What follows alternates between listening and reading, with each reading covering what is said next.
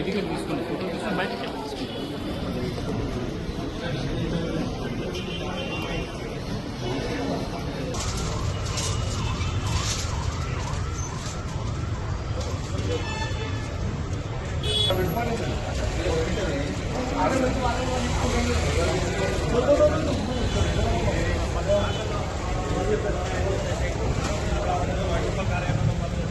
శాఖల్లో తనిఖీలు నిర్వహించారు. ఆ తర్వాత మరోసారి ఇప్పుడు ఉన్నపలంగా ఉదయం దాదాపు 10 గంటల నుంచి డిఎస్పీ విజయ్ కుమార్ ఆధ్వర్యంలో బోర్డు తీసుకోండి, తర్వాత వాయిస్ ఇస్తారు మీకు.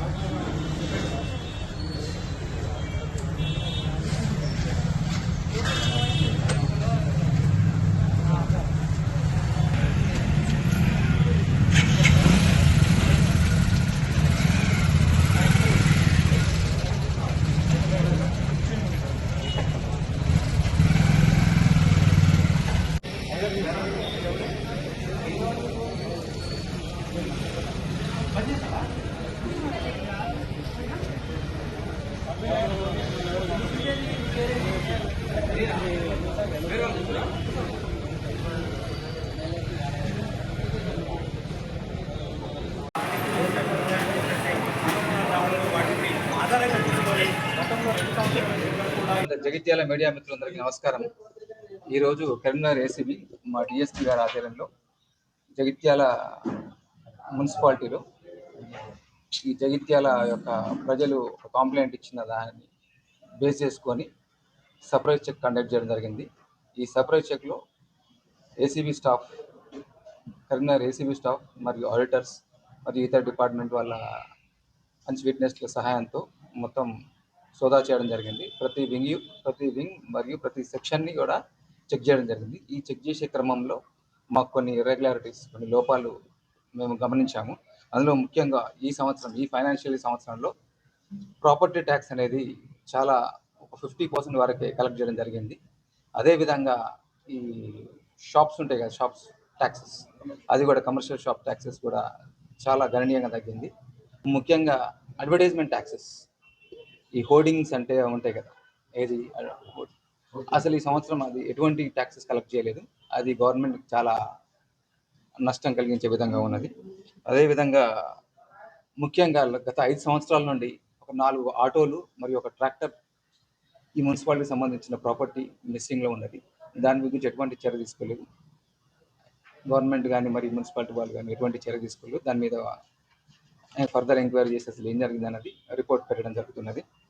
ఇంకా ముఖ్యంగా ఈ మున్సిపాలిటీకి కొన్ని బిల్డింగ్స్ రెంట్ చేయడం జరిగింది. గత 18 సంవత్సరాల కింద టెండర్ వేసి అది కొందరు ఓనర్స్ దాన్ని రెంట్ తీసుకోవడం జరిగింది. సిన్స్ 18 years ఆ టెండర్ మళ్ళీ రీటెండర్ అనేది జరగలేదు. అది కూడా ఈ రిపోర్ట్లో గమనించడం జరిగింది. ముఖ్యంగా ఈ మున్సిపాలిటీ యొక్క వెహికల్స్, రోడ్ మన చెత్త కలెక్షన్ చేసే వెహికల్స్ అయినా కానీ, ఇతర వెహికల్స్ అయినా కానీ, దానికి ఒక రిపేర్కి అయినా కానీ, దాని యొక్క డీజిల్ మెయింటెనెన్స్కి అయినా కానీ, డీజిల్ కన్జప్షన్లో కానీ చాలా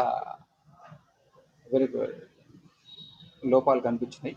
దాన్ని కూడా క్లుప్తంగా వెరిఫై చేసి రిపోర్ట్ పెట్టడం జరుగుతుంది.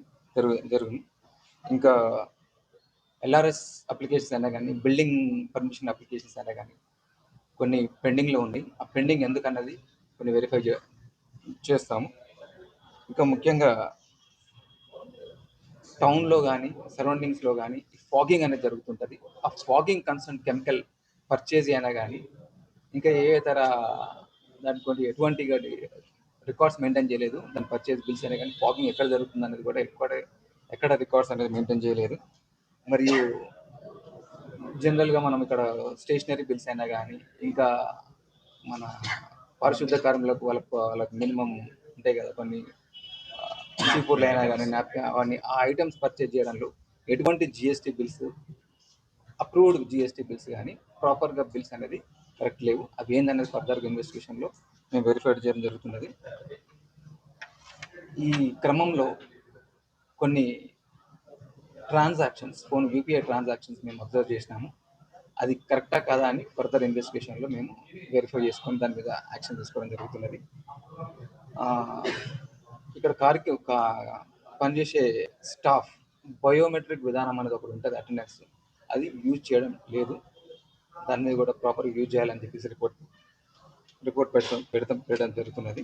ఇంకా కొన్ని ల్యాప్సెస్ ఉన్నాయి, అది డీటెయిల్ ఇన్వెస్టిగేషన్లో కొన్ని ల్యాప్సెస్ వస్తాయి. ఈ ల్యాప్సెస్ అన్ని క్రోడీకరించి గవర్నమెంట్కి హెడ్ ఆఫీస్కి రిపోర్ట్ చేయడం జరుగుతున్నది. దాని తర్వాత వాళ్ళు గవర్నమెంట్ రిపోర్ట్ పంపిస్తారు.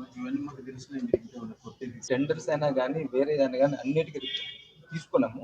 అది కొంచెం వెరిఫై చేసిన తర్వాత చెప్పగలుగుతాం. వెరిఫై చేయని మేము ఎలా చెప్పాలి? మీరు ఈ రోజు ఏమైనా నోటీస్ చేస్తారా? ఇప్పుడు ఈ రోజు వచ్చిన కంప్లైంట్స్ డేటా తీసుకున్నాము, డెప్త్గా వెరిఫై చేసిన తర్వాత మేము క్లారిటీ ఇవ్వగలుగుతాం. ఇప్పుడు మీరు చూసినంత వరకు ప్రజెంట్ అయితే ఏం లేదు అంటే కరెక్ట్ ఉన్నాయని అంటే చాలా వాటి ప్రాబ్లమ్స్ ఉన్నాయని చెప్తున్నాను కదా. ఆ విషయం మాట్లాడలేదు మీరు అన్నీ ఉన్నాయి, అవి పూర్తి ఇన్వెస్టిగేషన్ చేసిన తర్వాత రిపోర్ట్ పంపిస్తామని చెప్తున్నాను. ఆ విషయం మాట్లాడలేదు, అందుకనే మేము లేదు చాలా నేను అన్ని క్లియర్ ఉన్నాయని ఎక్కడ అనలేదు. హోర్డింగ్స్ గురించి గతంలో ఎంత ట్యాక్స్ వసూలు చేశారు, ఇప్పుడు ఎంత వేయాల్సి ఉంది? గతంలో 8 లక్షల వరకు ట్యాక్స్ వసూలు చేసిండు. ఈ సంవత్సరం మొత్తం ఎటువంటి ట్యాక్సెస్ వచ్చాయి? సార్ ఈ ప్రాపర్ ట్యాక్స్ కూడా గతంలో ఎంత వసూలైంది, ఇప్పుడు ఎంత పెండింగ్, ఎందుకు చేయలేదు? అప్రాక్సిమేట్లీ 14 లక్షలు, ఇది 14,76,00,000 వరకు వసూలు చేయాలి. అందులో 50% వరకు వసూలు చేయాలి. అప్రాక్సిమేట్లీ 7,52,00,000 రూపాయలు వసూలు. కొన్ని హౌస్ నెంబర్స్ క్రెడిట్ చేసేదని చెప్పేసి తెలిసింది, అని మీరు వెరిఫై చేసి ప్రభుత్వ కార్యాలయాలకు అసెస్మెంట్స్ డిలేట్ అయినాయి. ఇది ఒకటే రోజు ఇంత మొత్తంలో వెరిఫై చేయడం కుదరదు. మాక్సిమం డేటా తీసుకున్నాము, దాన్ని అనలైజ్ చేస్తాం. ఈ ఖాళీ స్థలాల్లో ఇంటి నెంబర్ వేసుకుని అక్కడ నుంచి రిజిస్ట్రేషన్ చేసుకున్నాం, క్యాన్సిల్ చేస్తున్నారు.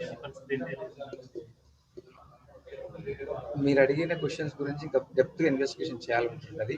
చెప్తాను కదా, ఒకటే రోజులో ఇంత చేయడం అనేది కుదరదు. డేటా అనేది తీసుకున్నాము, మాకు వచ్చిన రిపోర్ట్స్ ప్రకారం ఫర్దర్గా అనలైజ్ చేసి ఎక్కడెక్కడ మిస్టేక్స్ అవుతున్నాయో దాన్ని బట్టి రిపోర్ట్ కంటిన్యూ ఉంటుంది సార్. ఇది రిపోర్ట్లో అయిపోయింది, మీకు జస్ట్ ప్రిలిమినరీ రిపోర్ట్ కంటిన్యూస్. వీటన్నిటి మీద ఎవరి మీద చర్య పడే అవకాశం? కన్సర్న్ పర్సన్ ఎవరైనా కూడా దానికి బాధ్యులు వాళ్ళ మీద గవర్నమెంట్ యాక్షన్. మీరు 9 గంటల సేపు ఇదంతా చేస్తున్న తనిఖీలు చేశారు, వాళ్ళకి ప్రాపర్గా ఎవరు ఒకరు అనే అధికారం మొత్తం ఇన్వెస్టిగేషన్ చేసిన తర్వాత దాని కన్సర్న్ పర్సన్ ఎవరు ఉన్నారో వాళ్ళ మీద రిపోర్ట్ పెట్టడం జరుగుతుంది.